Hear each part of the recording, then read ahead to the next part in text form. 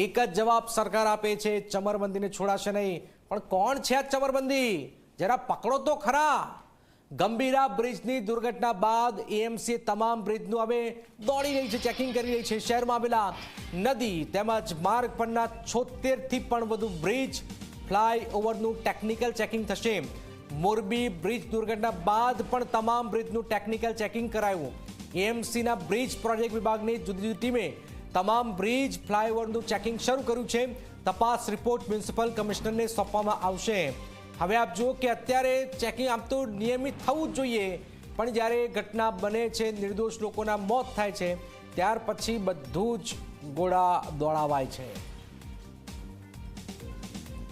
આણંદના Gambhira flyover એટલે કે મહી નદી પર આવેલા બ્રિજ તૂટવાની ઘટના બાદ સમગ્ર રાજ્યનું જે વહીવટી તંત્ર છે એટલે કે આખી સરકારમાં હલચલ મચી ગઈ છે. તે બાદ સરકારે જે આદેશ કર્યા છે, ભલે ગ્રામીણ વિસ્તાર હોય કે શહેરી વિસ્તાર હોય, જ્યાં જ્યાં પણ ફ્લાયઓવર, રેલવે ઓવરબ્રિજ, અંડરબ્રિજ કે અન્ય પ્રકારના જે બ્રિજ આવેલા છે તેનું ઇન્સ્પેક્શન શરૂ કરવામાં આવ્યું છે. અમદાવાદની વાત કરીએ તો અમદાવાદ મ્યુનિસિપલ કોર્પોરેશનના બ્રિજ પ્રોજેક્ટ વિભાગ દ્વારા પણ સમગ્ર શહેરમાં જુદી જુદી 8 ટીમ તાબડતોડ બનાવી દેવામાં આવી છે અને તેના જે અધિકારીઓ છે, ઇજનેરી, તે શહેરમાં આવેલા વિવિધ વિસ્તારના જે ફ્લાયઓવર છે, બ્રિજ છે, તેનું ઇન્સ્પેક્શન કરી રહ્યા છે. ખાસ કરીને તેમની તપાસનો મુખ્ય હેતુ એ જ છે કે જે સ્ટ્રક્ચર છે તેનામાં કોઈ ડિફેક્ટ છે કે કેમ, કોઈ તેનામાં ક્ષતિ પહોંચી છે કે કેમ, એટલે તેનો સંપૂર્ણ સર્વે કરવામાં આવી રહ્યો છે.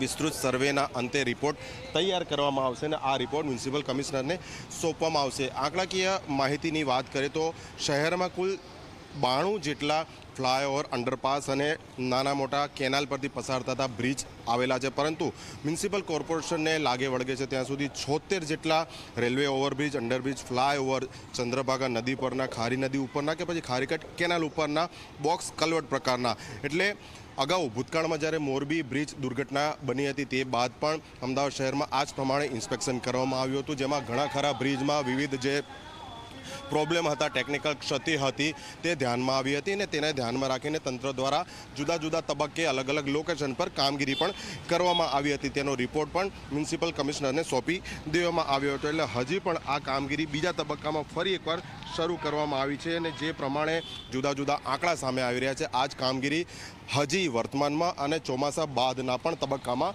ચાલુ રાખવામાં આવશે. કેમેરા પર્સન મુકેશ ચૌહાણ સાથે અર્પણ કાયદાવાલા, ઝી મીડિયા, અમદાવાદ.